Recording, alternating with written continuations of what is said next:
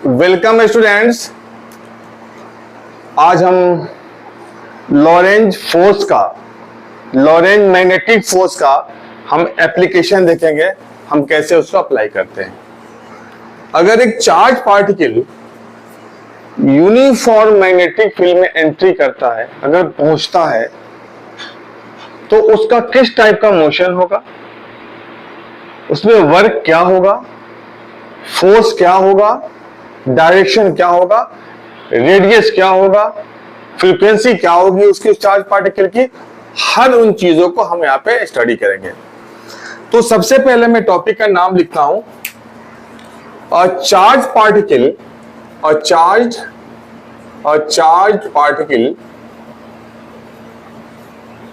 Particle in uniform magnetic field।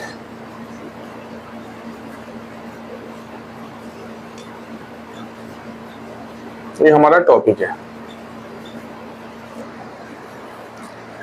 अब suppose कीजिए कि ये हमारा मैग्नेटिक फील्ड बेटा, ये हमारा मैग्नेटिक फील्ड है, यूनिफॉर्म मैग्नेटिक फील्ड है, यूनिफॉर्म मैग्नेटिक फील्ड है।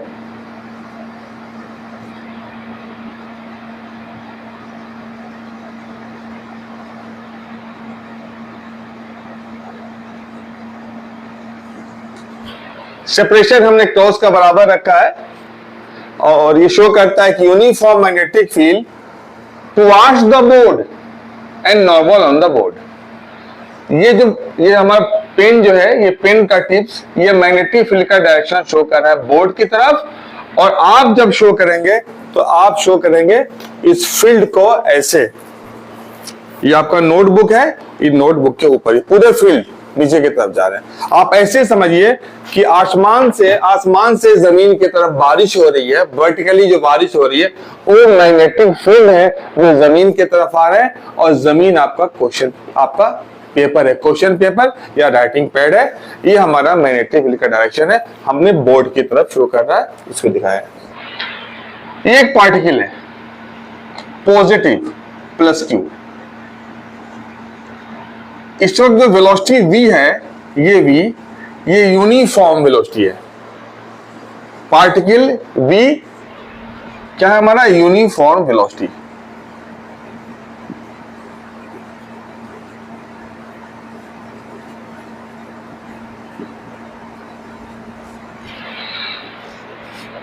अब जैसे एंटर करेगा इसके अंदर, तो लॉरेंज मैग्नेटिक फोर्स इस पे काम करेगा।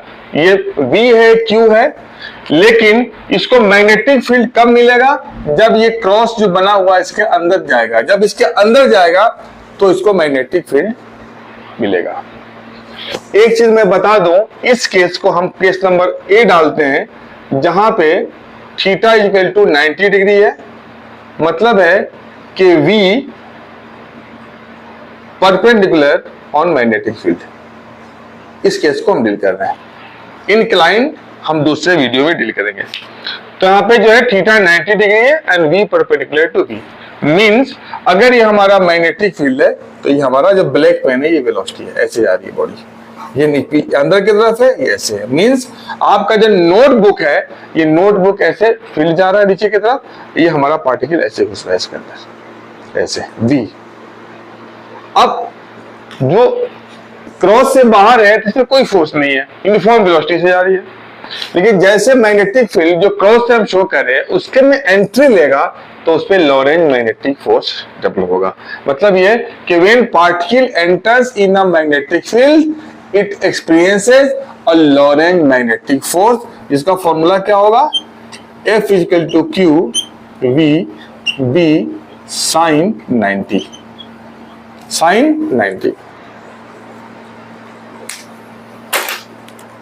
अब यहां पे F Q B V and sine 90 1 के बराबर होता है, तो F equal to Q V, ये B हमारा हो गया। अब जब इसके अंदर जाएगा तो ये सर्कुलर पाथ डिस्क्राइब करेगा। When charge particle enters in magnetic field, जैसे ही मैग्नेटिक फील्ड में चार्ज पार्टिकल यूनिफॉर्म वेलोसिटी से एंट्री मारेगा, इसका पाथ जो होगा, जो स्ट्रेट था पाथ चार्ज पार्टिकल का स्ट्रेट जो पाथ है खत्म हो जाएगा और चार्ज पार्टिकल एक सर्कुलर पाथ डिस्क्राइब करेगा। तो charge particle describes a circular, charge particle describes a circular path.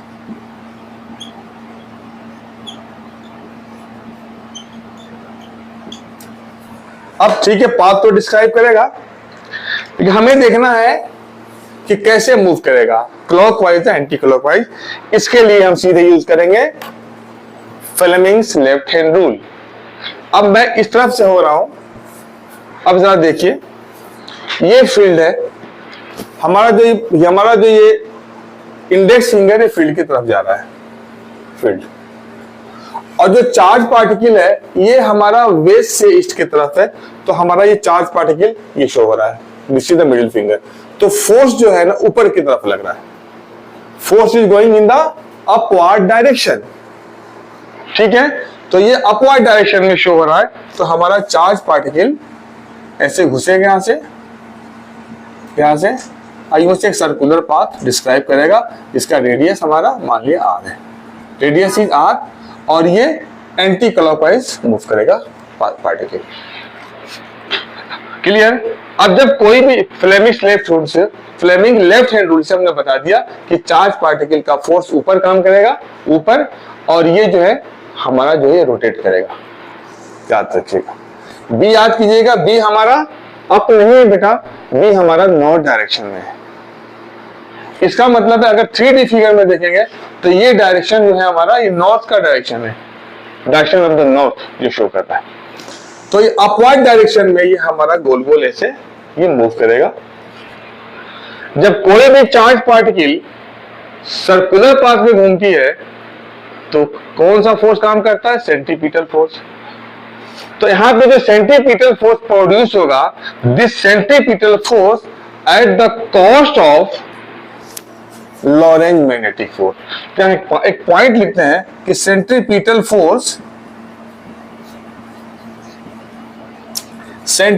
Force is at the cost of Lorentz magnetic force, इसके कॉस्ट पे होगा।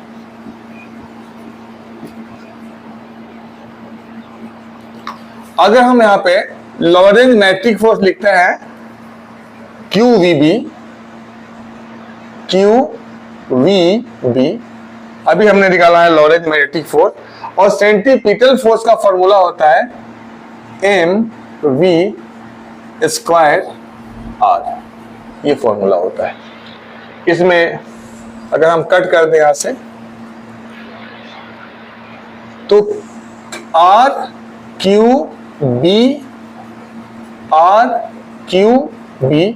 अपॉन m ये हमारा वेलोसिटी का फॉर्मूला हो गया। जो इसकी वेलोसिटी होगी वो कितनी होगी? V=R⁴m।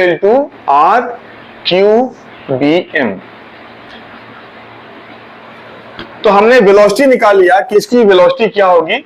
अगर अंदर की तरफ जा रहा है तो R रेडियस QBm, हमने इसको ब्रैकेट में बंद कर दिया।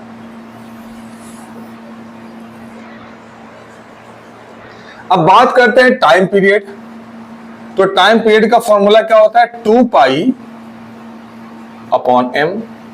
2π, एक मिनट जस्ट, टाइम पीरियड। तो टाइम पीरियड की हम बात करें तो डेफिनेटली क्या होगा? डिस्टेंस। तो डिस्टेंस कितना होगा? एक सर्कुलर पाथ जो है वो सर्कमफ्रेंस हो जाएगा। टाइम पीरियड का टाइम का फॉर्मूला क्या होता है? Distance upon velocity. तो इसमें डिस्टेंस कितना है? 2πr upon velocity v। Time period circumference distance upon velocity. अब यहां टाइम पीरियड में 2 पाई आर और v कितना हो गया, R Q B upon M. Finally हम r से r कैंसिल कर जाए तो टाइम पीरियड का फॉर्मूला हो गया 2 pi m upon Q B.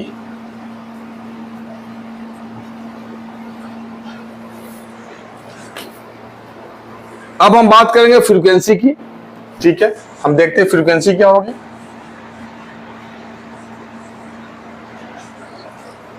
Frequency 1 upon time period, 1 upon T, that is 1 upon T means reciprocal of T, तो that will be 1 upon 2 pi m upon Q B. Frequency equal to q B upon 2 pi m. तो हमने 3 formula निकाला, time period निकाला,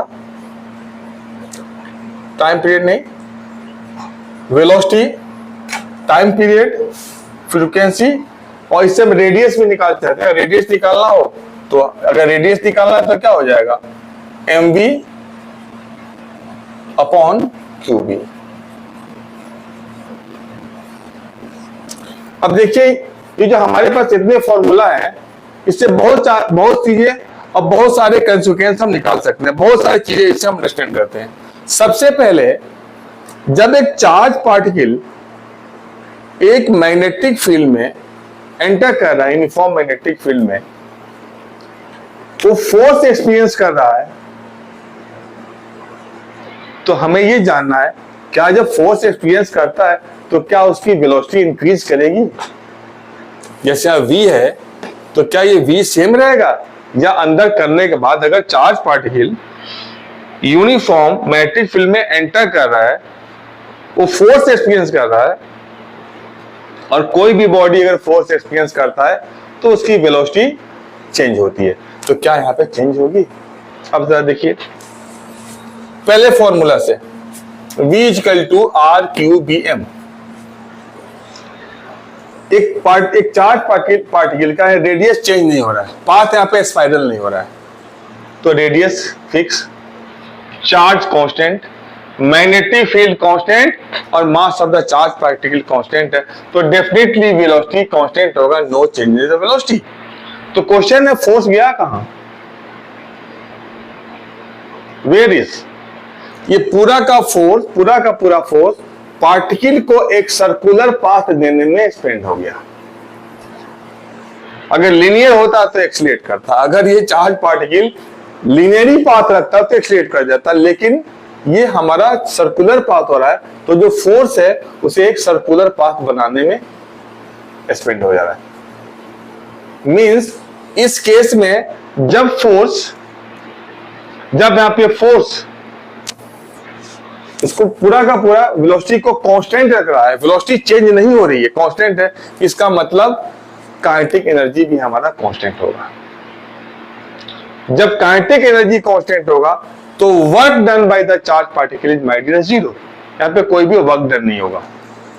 पूरा का पूरा work done force के वजह से जो वर्क डन हो रहा है, पूरा का पूरा वर्क डन इसे सर्कुलर पाथ देने में खत्म हो जाएगा। ये सब चीजें माइंड में रखिएगा, मैं लिख नहीं रहा हूं, माइंड में सेट करके। ये पूरा का पूरा इंफॉर्मेशन है। अगर कोई भी charge particle uniform magnetic field में एंटर करता है, अब अगर कोई भी चार्ज पार्टिकल इंक्लाइंड है, inclined theta equal to theta, उस केस को हम नेक्स्ट वीडियो में इसका पार्ट हम बी में डिस्कस करेंगे। Hope that you have got it. Have a good time. Meet you again in next video.